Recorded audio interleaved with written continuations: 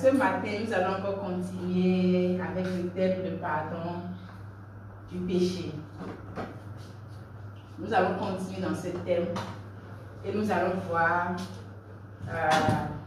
nous allons chercher à comprendre un des versets qui embête ou bien qui dérange ou bien qui donne la confusion aux gens quand ça vient dans le domaine du pardon des péchés.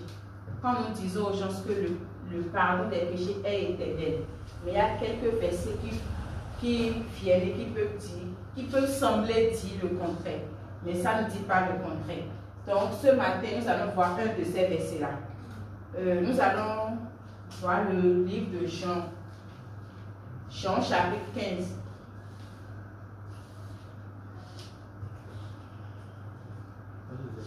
Jean chapitre 15, verset 2.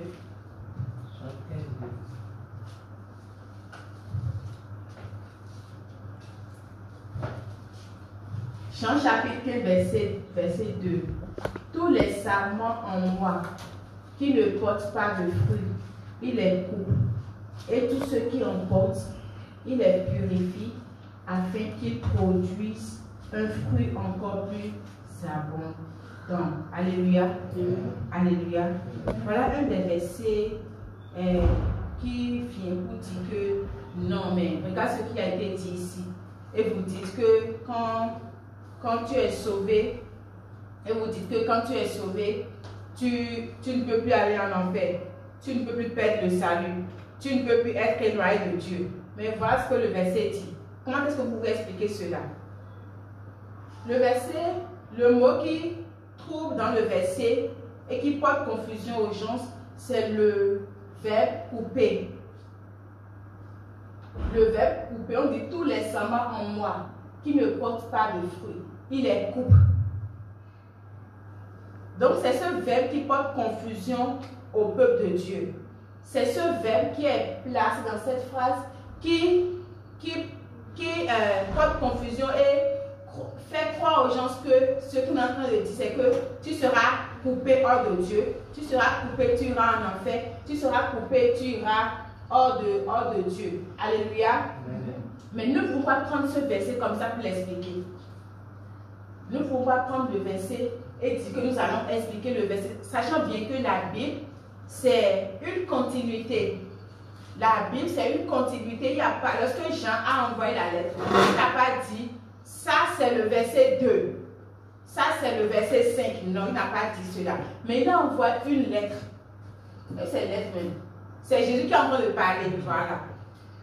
C'est Jésus qui est en train de parler. Jésus n'a pas dit que le verset 2, je veux dire ceci. Le verset 1, je veux dire ceci. Je veux dire ça, je veux dire ça. Non. Mais il est en train de parler. Donc c'est lorsque la Bible veut être écrite qu'on a scindé chapitre par chapitre, verset par verset, pour que ça ne soit pas trop plaidé pour ceux qui vont lire.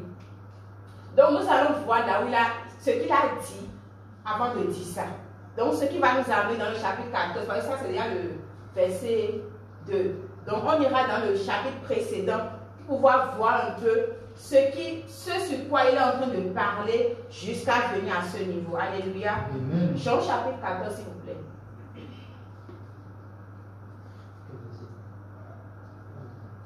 Ah, bah, oui, verset. Bon, chapitre 14. Voilà. Jésus dit que votre cœur ne se trouve pas. Ayez foi en Dieu. Ayez aussi foi en moi. Dans la maison de mon Père, il y a beaucoup de demeures. Si ce n'était pas vrai, je vous l'aurais dit. En effet, je vais vous préparer une place. Lorsque je vous aurai préparé une place, je reviendrai et je vous prendrai avec moi, afin que vous soyez, vous aussi, là où je suis. Mais vous en connaissez le chemin. Thomas lui dit, Seigneur, nous ne savons même pas où tu vas. Comment pourrions-nous savoir par quel chemin on y parvient? Je suis, moi, le chemin, répondit Jésus, la vérité et la vie. Personne ne va au Père sans passer par moi. Si vous me connaissez, vous connaîtrez aussi mon Père. Et maintenant déjà, vous le connaissez, vous l'avez même vu. Philippe intervient, Seigneur, montre-nous le Père et cela nous suffit. Et quoi, lui répondit Jésus, après tout le temps que j'ai passé avec vous, tu ne me connais pas encore. Philippe, celui qui m'a vu a vu le Père. Comment peux-tu dire, montre-nous le Père? Ne crois-tu pas que je suis dans le Père et que le Père est en moi? Ce que je vous dis, je ne le dis pas de moi-même. Le Père demeure en moi et c'est lui qui accomplit ainsi ses propres œuvres. Alléluia. Amen. Alléluia. Amen. Le verset 10 dit, ne crois-tu pas que je suis dans le Père et que le Père est en moi? Ce que je vous dis, je ne le dis pas de moi-même. Le Père demeure en moi et c'est lui qui accomplit ainsi les propres œuvres. Si nous voyons les versets précédents, nous allons voir qu'il est en train d'utiliser futur, futur, futur. Mais est-ce qu'aujourd'hui nous allons encore utiliser futur? Non. Lui, il est en train d'utiliser futur parce qu'il n'est pas encore mort. Il faudrait qu'il puisse mourir avant qu'on ne bénéficie des promesses qu'il est en train de faire, avant qu'on ne bénéficie de tout ce qu'il est en train de dire. Donc, s'il n'est pas encore mort, il doit utiliser le futur. Parce que l'héritage en Christ, c'est après la mort de Jésus. Alléluia. Donc, le verset nous dit, ne crois-tu pas que je suis dans le Père et que le Père est en moi? Si nous prenons le chapitre entier, nous allons voir que Jésus, il a pris le temps de montrer en fait comment un chrétien, il veut démontrer en fait comment un chrétien est avec lui quand il reçoit Christ. Il est d'abord parti de fait de son Père et lui. Il a un objectif précis. Il a un objectif précis. Donc là, il est parti de Dieu et lui. Nous savons que Jésus c'est Dieu. Dieu c'est Jésus. Maintenant, il a dit que le Père demeure en moi. Et moi, je demeure dans le Père. Et si nous comprenons cela, et si nous croyons en cela, que Dieu et Jésus sont un. Il n'y a pas de distinction entre Dieu, il n'y a pas de distinction entre Jésus. Quand je dis Dieu, je dis Jésus. Quand je dis Jésus, je dis Dieu. Quand je dis le Saint-Esprit, je dis Jésus. Quand je dis, c'est un. Donc si nous croyons en cela, cela va nous permettre de savoir maintenant, moi qui ai reçu Jésus, comment est-ce que je suis? Alléluia. Amen. Moi qui ai reçu Jésus, comment est-ce que je suis? Il a dit, mon Père et moi, nous formons un. Il demeure en moi et moi en lui. Ça veut dire quand ça vient de Dieu et Jésus, il n'y a pas de distinction. Donc cela va nous permettre de dire que nous ne servons pas trois dieux. Nous servons un seul Dieu. Nous ne servons pas Dieu, Dieu le Père à part, Dieu le Fils à part, Dieu le Saint-Esprit à part. Mais nous servons un seul Dieu qui a agi de trois différentes manières. Nous ne servons pas trois dieux. C'est le même Dieu que nous servons. C'est le même Dieu que nous servons. On peut continuer s'il vous plaît. Croyez-moi, je suis dans le Père et le Père est en moi. Sinon, croyez au moins à cause des œuvres que vous m'avez vu accomplir. Je suis dans le Père et le Père est en moi. Ça veut dire qu'il est un avec le Père. Il est un avec le Père. Il est un avec le Père. C'est déjà un mélange. Il n'y a pas de... Je vais essayer de mettre Dieu de côté. Je vais essayer de mettre Jésus de côté. Jésus a un objectif précis lorsqu'il est en train de faire son discours. Il a un objectif précis. Donc il doit nous faire montrer d'abord comment est-ce que lui-même il est d'abord. Donc cela va nous permettre de savoir comment nous sommes. Si nous ne croyons pas comment lui, d'abord lui, il est, nous n'allons pas croire, nous n'allons pas comprendre. Quand il viendra sur nous qui l'avons reçu. Alléluia. Le verset suivant, s'il vous plaît. Vraiment, je vous l'assure, celui qui croit en moi accomplira les œuvres que je fais. Il en fera même plus grandes parce que je vais auprès du Père. Suivant, s'il vous plaît. Et quoi que ce soit que vous demandez en mon nom, je le réaliserai pour que la gloire du Père soit manifestée par le Fils. Je le répète, si vous me demandez quelque chose en mon nom, je le ferai. Si vous m'aimez, vous suivrez mes commandements. Et moi, je demanderai au Père de vous donner un autre défenseur en justice, afin qu'il reste pour toujours avec vous. Alléluia. Amen. Il a dit que je demanderai au Père pour qu'il vous envoie un autre défenseur. Pour qu'il reste comment? Pour toujours. Pour qu'il reste éternellement. Il y a autre chose qui a dit éternellement. Pour qu'il reste pour toujours. Si on dit pour toujours, ça veut dire qu'il n'y a pas une limite à ça. Quand on dit éternellement, il n'y a pas que il est resté jusqu'à un moment donné et puis il est parti. Il a dit pour qu'il reste pour toujours avec vous, pour qu'il reste éternellement avec vous. Ça va nous permettre aussi de déconstruire la mentalité de ceux qui disent que quand tu fais quelque chose de mal, le Saint-Esprit part. Quand tu fais du bien, il revient. Quand tu fais du mal, il part. Il a dit pour qu'il reste éternellement avec vous. Pour qu'il reste éternellement. Donc, ayons confiance que quand nous avons reçu le Saint-Esprit, il est là éternellement en nous. Ça ne dépend pas de ce que nous avons. Ça ne dépend pas de ce que nous faisons. Mais ça dépend de celui qui est en train de faire la promesse. Alléluia. Ça dépend de celui qui est en train de faire la promesse. Ça ne dépend en rien de ce que moi je peux faire. Ce que moi je ne peux pas faire. Mais ça dépend de qui est en train de parler. Et nous savons que c'est Jésus même qui est en train de parler. Si c'était Paul qui est en train de parler, dire que ça c'est selon Paul. C'est selon le Saint-Esprit. Mais ça, c'est Jésus même qui est en train de parler. Et puis il a dit que celui que je vous envoie, il va rester éternellement en vous. Parce que Jésus, là, il est en chair en fait. Il ne peut pas être, son objectif est d'être, de demeurer en chacun de nous. Alléluia. Son but, c'est qu'il reste dans chaque personne. C'est qu'il reste dans chaque personne. Et il y a un verset qui nous dit que ne savez-vous pas que vous êtes le temple du Saint-Esprit. Nous sommes le temple du Saint-Esprit. Donc c'est son objectif. Il veut que nous soyons son temple. Alléluia. Donc il a dit que dans ce temple-là, je vais demeurer éternellement dans ce temple. Alléluia. Le verset suivant, s'il vous plaît.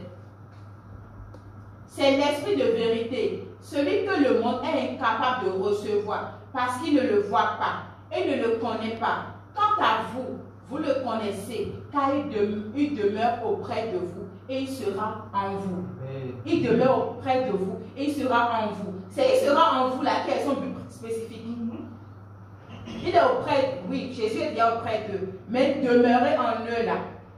C'est ça que le Saint-Esprit viendra. Jésus en tant que Saint-Esprit, c'est ça qu'il viendra faire. Alléluia. Le verset suivant, s'il vous plaît. Non, je ne vous laisserai pas orphelins, mais je reviendrai vers vous. Il avait dit que Dieu va vous envoyer notre défenseur. Et là, il dit que je reviendrai vers vous. Ça veut dire que le Saint-Esprit, c'est Jésus.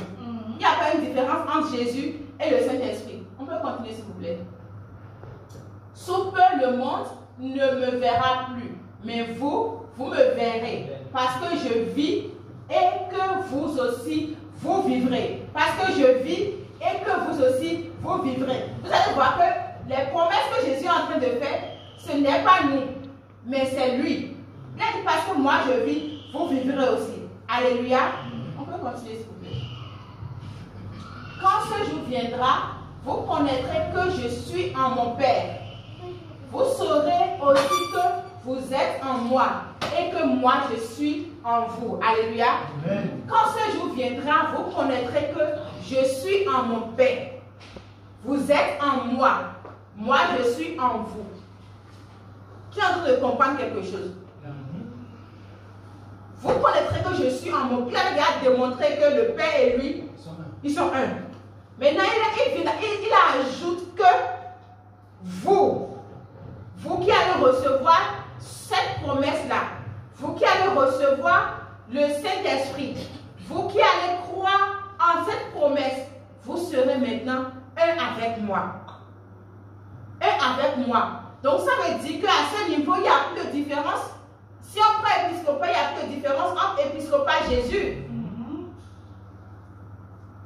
Si on me prend, il n'y a plus de différence. On ne peut pas dire qu'on va enlever Jésus de côté et puis on va me mettre de côté. La chose dit demeurer. Demeurer. C'est qu'il vit, nous sommes maintenant un. Il y a déjà un mélange. Quand on met du sucre dans l'eau, est-ce qu'on peut mettre à part le sucre et mettre à part l'eau? Non.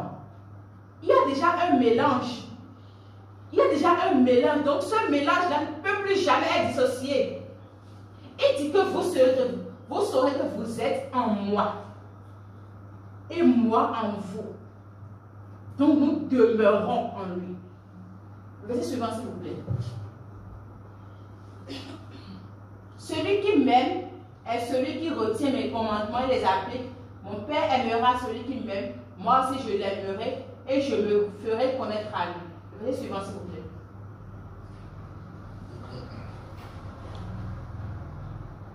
Alléluia. Amen. Alléluia. Amen. Alléluia. Amen. Il dit que je serai en vous. Vous serez en moi. Moi dans mon Père. Je demeure dans mon Père et moi, nous sommes un. Vous et moi, nous sommes un. Il y a un mélange.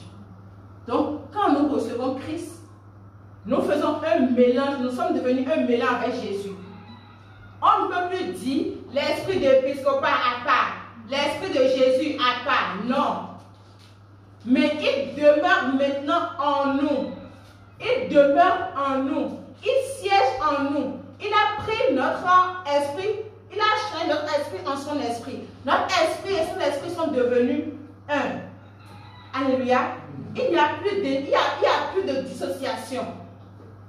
Nous sommes devenus un avec Jésus.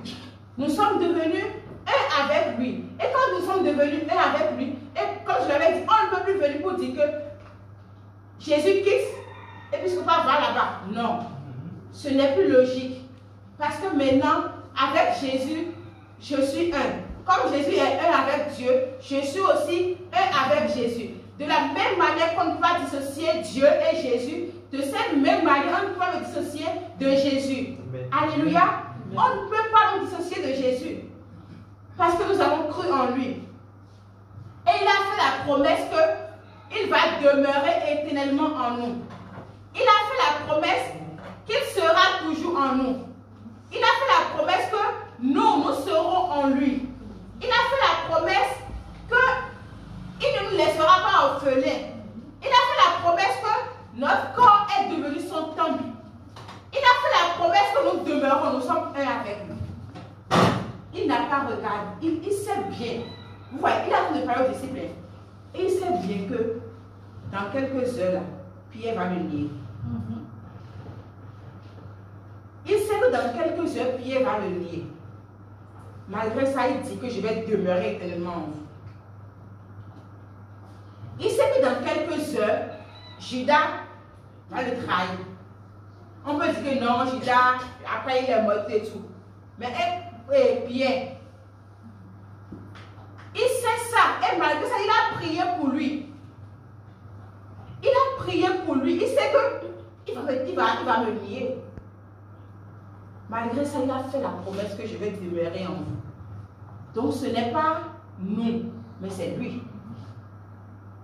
Ce n'est pas nous, c'est Jésus qui fait la promesse. C'est qui est en train de faire la promesse.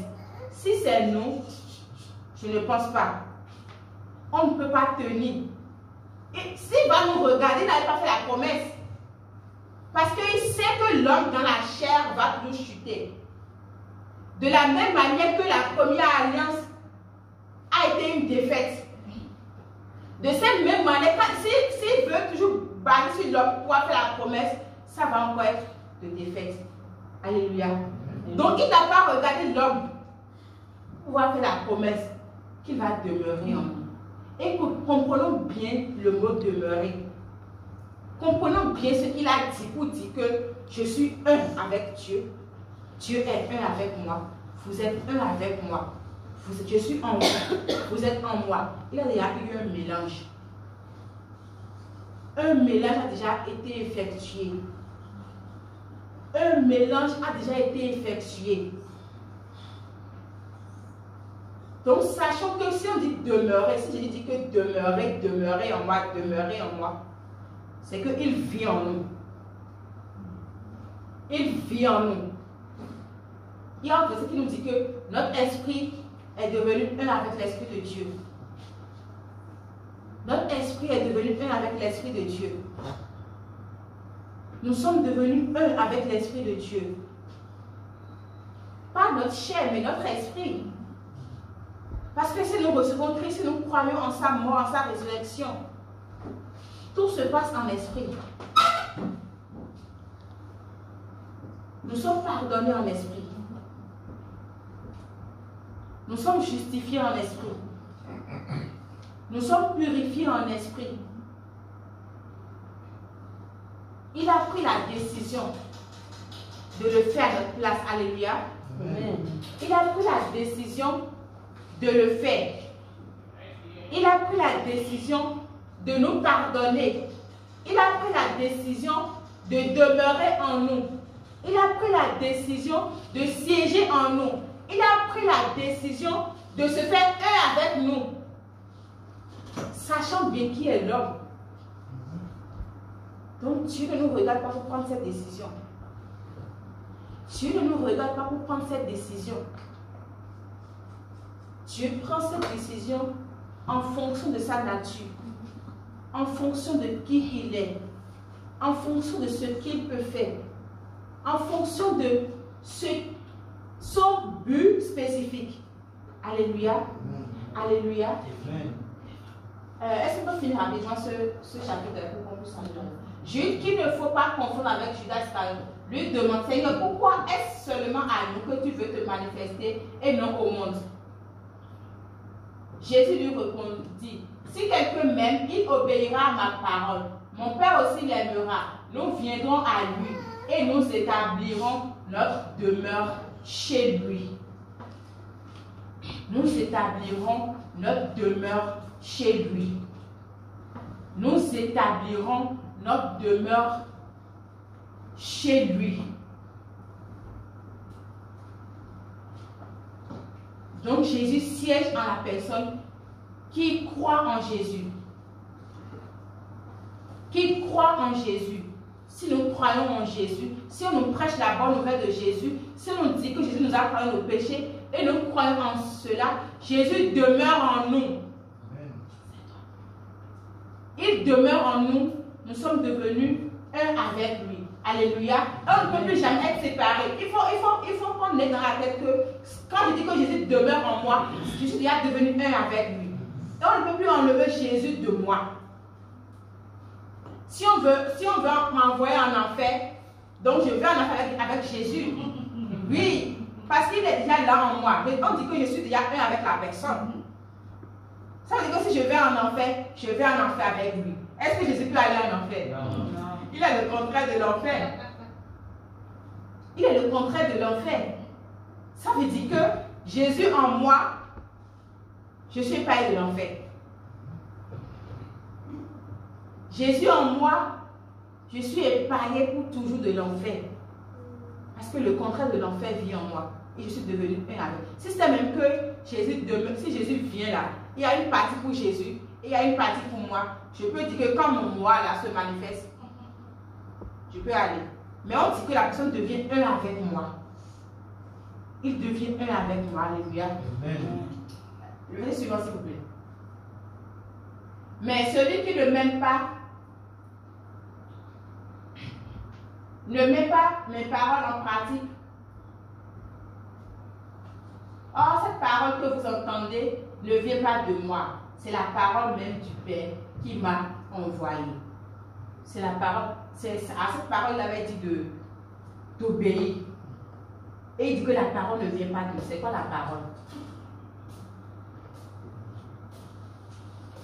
Cette parole, il n'a pas dit les paroles, il a dit cette parole. Cette parole. Je suis le chemin, je suis la vérité, je suis la vie. Jésus, c'est la vie. Donc il dit, croyez en moi, vous êtes sauvés. Ce n'est pas compliqué en fait. C'est pas compliqué. Nous croyons en Jésus, nous sommes sauvés. C'est que nous allons obéir à la parole en même temps. Quand nous prêchons la bonne nouvelle, qui est la parole, et que nous croyons en ça, l'obéissance là est déjà établie. Alléluia. Amen. Le verset suivant, s'il vous plaît. Je vous dis tout cela pendant que je suis encore avec vous. Alléluia. Amen. Mais le défenseur en justice, le Saint-Esprit que le Père enverra en mon nom, vous enseignera toutes choses et vous rappellera tout ce que je vous ai dit moi-même.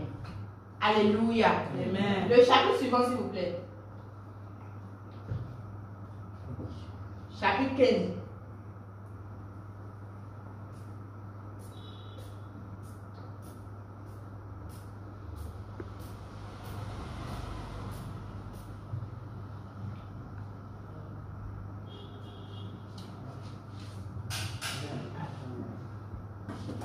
Chapitre 15, verset 2 dit: tous les sarments en moi qui ne portent pas de fruits, il les coupe, et tous ceux qui en portent, il les purifie, afin qu'ils produisent un fruit encore plus abondant. Alléluia. Amen. Donc, si je comprends le chapitre 14 et si je reviens ici, je vais te poser une question. Mais c'est pas toi qui avais dit que tu vas demeurer éternellement en moi. Mais pourquoi tu vas encore me couper? Mais si tout cela dépend de notre position par rapport à la parole de Dieu. Si nous croyons que oui, Jésus là, c'est quelqu'un qui des fois il tue, des fois il donne vie, des fois il donne la vie, des fois il donne l'enfer, des fois il fait cela. Nous n'allons pas voir clair. Mais si nous savons que Jésus, c'est la vie, il n'est pas la mort. Ça va nous permettre de poser des questions, quand il faut poser des questions. Si nous croyons que Jésus, il donne, il ne reprend pas, ça va nous permettre de poser des questions quand je vois que Jésus a repris quelque part. Mais pourquoi ça dit ceci ici? Alléluia. Donc il dit, tous les séments en moi qui ne portent pas de fruits, il les coupe. Tous les sarments en moi qui ne portent pas de fruits, il les coupe. Le verset qui dit, je suis... c'est le verset 1. Le verset 1. Verset 1. Moi, je suis le vrai plan de vie et mon Père est le vigneron. Le verset 2. Donc Jésus est le vigne. Dieu, il est le vigneron. Nous sommes les branches, les sarments. Nous sommes les sarments. Et regarde ce qu'il a dit. Il a dit tous les sarments en moi. Tous les sarments en moi. Donc je ne suis pas en dehors. Je suis en lui. Ça veut dire que ma branche là est accrochée aux vignes. Ma branche est accrochée aux vignes. Je ne suis pas hors du... On dit le vigne. La vigne. Je ne suis pas hors de la vigne. Je suis dans. Alors qu'il m'avait déjà dit que tu vas demeurer éternellement. Si nous prenons ça, c'est que Jésus a déjà dit ce qu'il veut dire. Mais il est en face des cultivateurs. Il veut, on me dit que c'est un exemple. Pas pour leur montrer que ce que je voulais dire, c'est ça. Si tu n'as pas compris ce que le discours gros français que j'ai fait là, tu vas comprendre ceci. Mais c'est le mot coupé là qui est le problème. Comment quelqu'un qui dit que tu vas demeurer éternellement en moi viendra encore dire que je vais te couper? Ça veut dire que c'est ce qu'il avait dit, c'est une fausse promesse alors. Alors que Dieu n'est pas un menteur.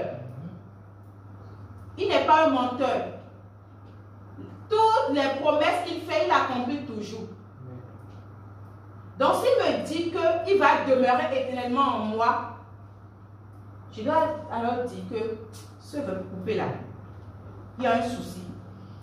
Soit c'est moi, je ne comprends pas Ou bien, en tout cas, il y a un truc là. Alléluia. Alléluia.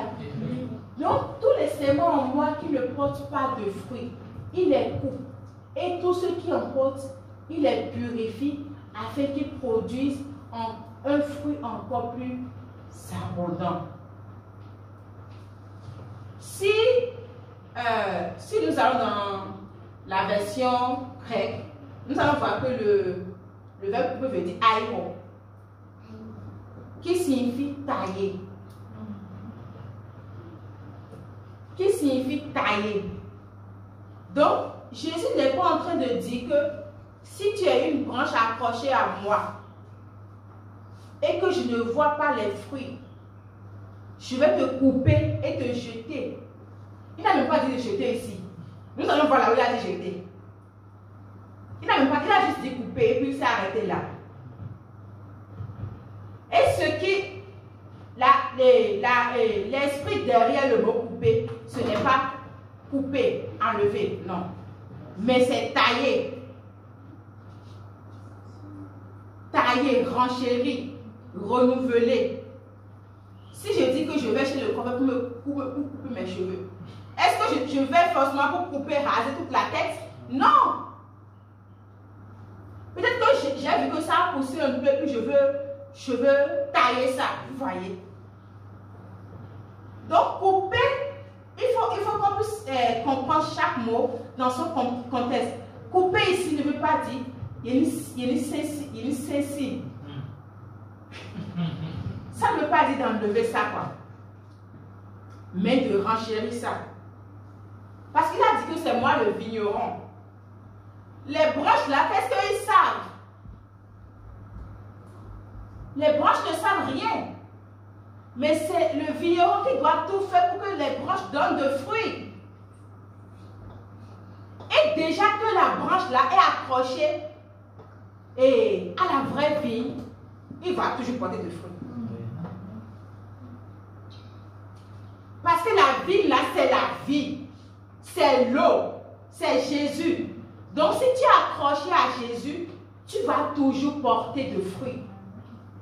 Maintenant, quand le vigneron voit que, mais ceci, il est accroché à la vraie vie, mais pourquoi ça ne donne pas de fruits?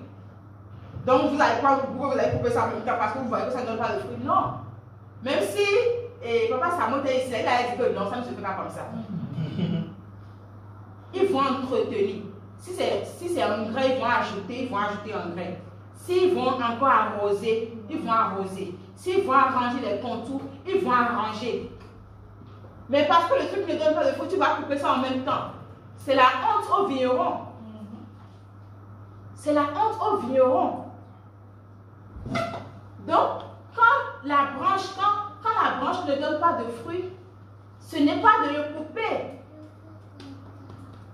mais de l'entretenir, de le tailler pour qu'il puisse donner de fruits, comme les autres branches aussi qui donnent de fruits. Et là, il dit que pour les autres qui donnent de fruits, je vais encore prendre bien soin de ça. Je vais encore prendre bien soin de ça. La seule chose à faire est de faire tout possible pour être accroché à cette vigne-là. Tu es sécurisé, quoi. Si tu es accroché à cette vigne, tu es sécurisé. Tu es sécurisé. Parce que là où tu es là, c'est un confort. Là où tu es, c'est la vie. Là où tu es, c'est la source. Ça ne dépend en rien de qui est la branche, mais qui n'est pas la branche, mais ça dépend de qui est la vie. Ça dépend de qui est la vie. Donc, il faut qu'on puisse corriger notre mentalité sur ce verset précis. Qui porte confusion que quand tu ne donnes pas de fruits, Dieu va te couper. Non. Et nous pouvons témoigner de cela dans nos vies personnelles. Il y a des fois, nous savons que nous sommes en train de dérailler. Mais le Saint-Esprit qui demeure en nous, parce qu'il est en nous, il est en train de nous parler. Il est en train de nous parler. Chaque fois qu'il nous parle chaque fois qu'il dit, mais fais de cette manière. Fais de cette manière. Ça peut t'aider ici. Fais ceci, fais cela. Des fois, on peut sembler ne pas l'écouter. On peut faire ce que nous voulons. Mais il est toujours là à nous parler. Pour dire que tu vois que tu ne portes pas de fruits, non. Tu peux faire ceci, tu peux faire cela, tu peux faire ça, tu peux faire ça. On peut être têtu. Mais il nous parle. Il nous parle. Combien de fois nous avons déjà été têtus et puis Dieu nous a coupés? Non. Alléluia. Amen. Mais il nous parle pour qu'on puisse se redresser. Le verset suivant, s'il vous plaît. Vous aussi, vous avez déjà été purifiés grâce à la parole que je vous ai enseignée. Quand je suis branche, portant ou non de fruits, je suis purifié. Déjà que je suis branche, je suis purifié. Je suis pardonné. Je suis sauvé éternellement. Ça ne dépend pas de moi, mais ça dépend de qui m'a purifié. Ça dépend de qui m'a purifié. Qui m'a purifié? C'est Jésus qui m'a purifié. Jésus est éternel. C'est lui qui m'a purifié. Ma source, c'est Jésus. Ma source, c'est Jésus. Ma vie, c'est Jésus. Donc, j'ai été purifié pour toujours parce que je suis dans la branche. Alléluia. Le verset 4, je vais voir ça.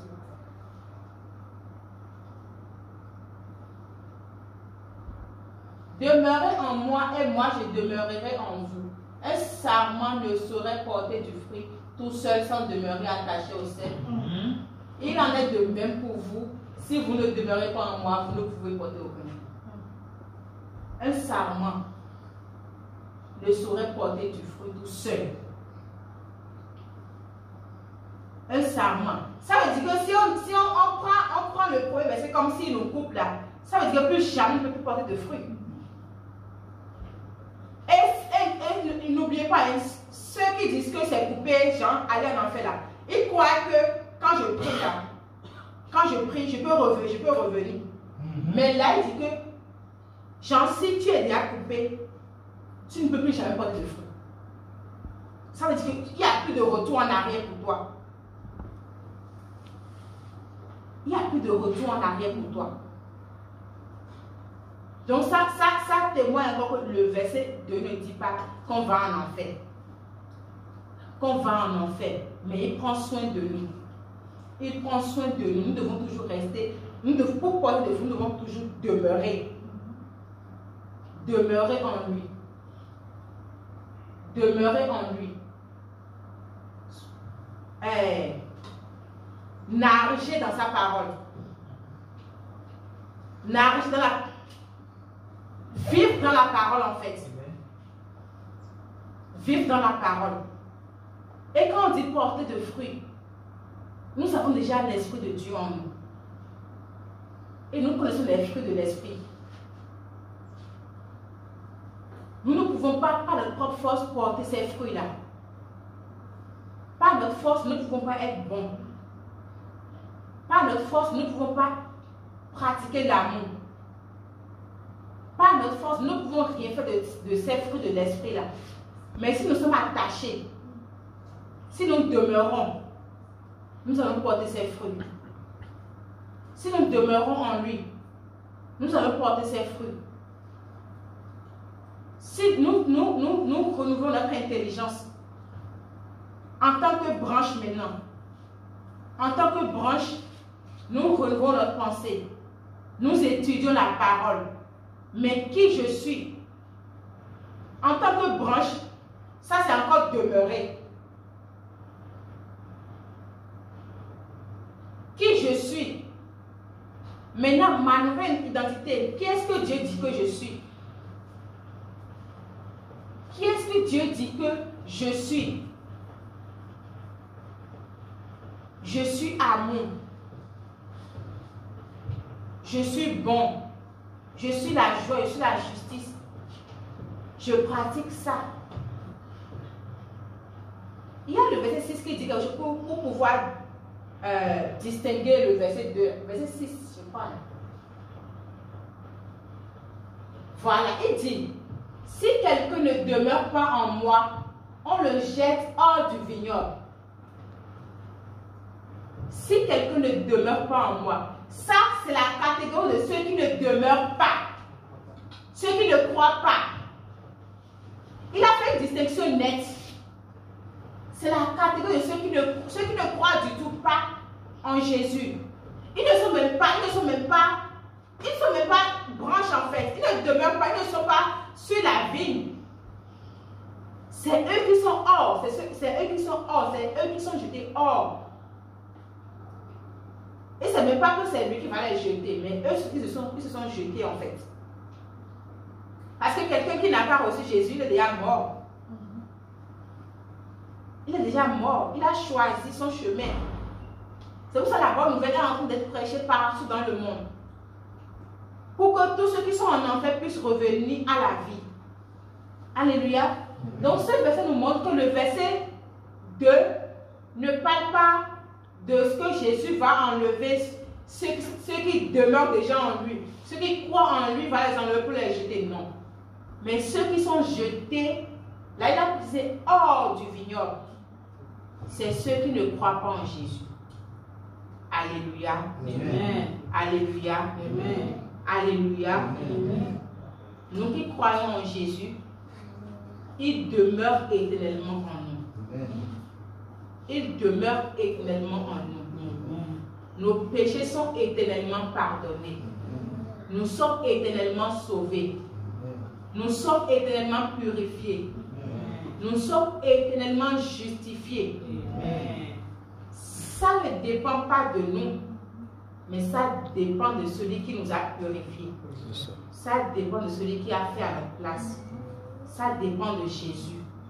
Il ne nous a pas regardé avant de le faire, mais il s'est regardé et puis il nous a purifiés. Mais en tant que sarment, de la vie, nous devons montrer que nous sommes attachés à une vie. Nous devons montrer que nous sommes attachés à une vie qui est la source.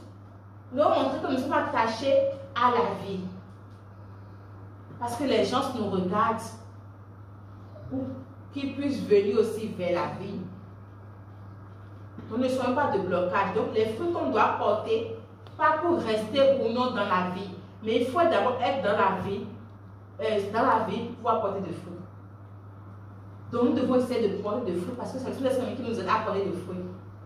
Lui qui demeure en lui nous aide à porter des fruits.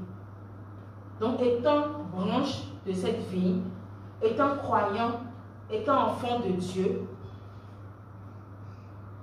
cherchons à porter des fruits. Pas par notre force, mais par le Saint-Esprit qui vit en nous. Pas Dieu qui vit en nous. Pas celui qui nous taille chaque fois. Pas celui qui nous a purifiés.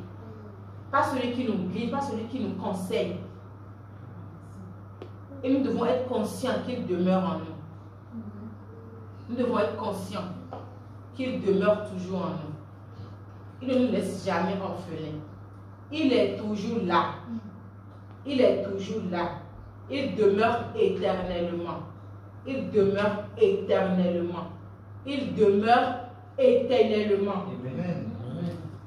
Que cette phrase soit gravée dans notre tête, dans notre cœur. Que le Saint-Esprit demeure éternellement en nous. Il demeure éternellement en nous. Parce que notre esprit est déjà purifié. Donc il est confortable en nous.